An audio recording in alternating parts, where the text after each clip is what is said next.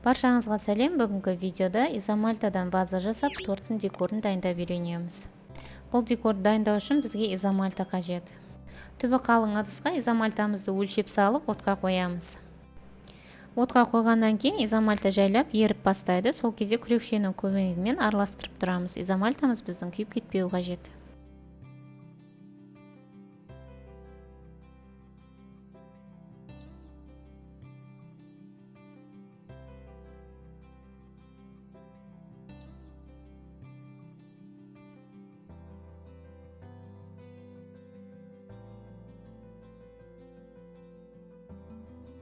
Изомальта толық ерігеннен кейін өзімізге қажетті түске бояймыз.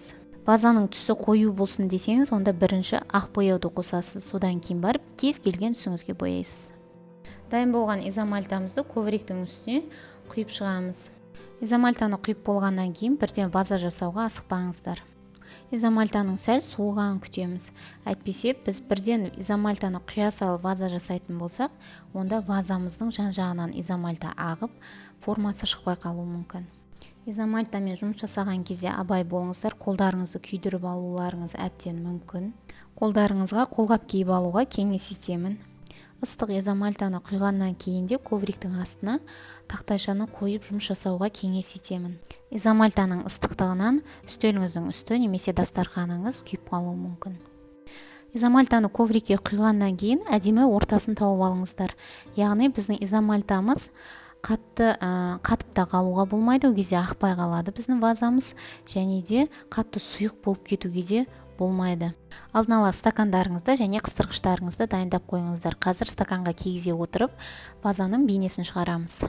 Коврикті вазаға кигіземіз және жан-жағынан қыстырғыштармен қыстырамыз. Ваза жасаған кезде мен үнемі осындай жұмсақ тефлоновый ковриктерді пайдаланамын. Жан-жағынан қыстырған кезде өте ыңғайлы, оңай қыстырылады. Қыстырғыштарымызды қыстырып болғаннан кейін енді изомальтаның суығанын күтеміз. Бөлме температурасында толық суығаннан кейін қыстырғыштарымызды алып, изомальтаны ковриктен ажыратамыз. Вазаны ковриктен ажыратқан кезде өте мұқият, абай болған дұрыс, әйтпесе вазамыз біздің сынып кетуі мүмкін.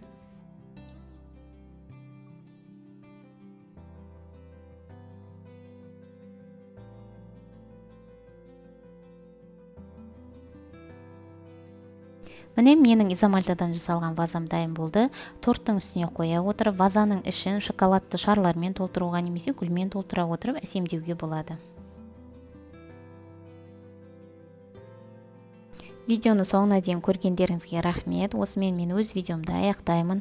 Канал ұнап жатса тіркеліңіздер, лайк басыңыздар, кез келген комментарий қалдырыңыздар.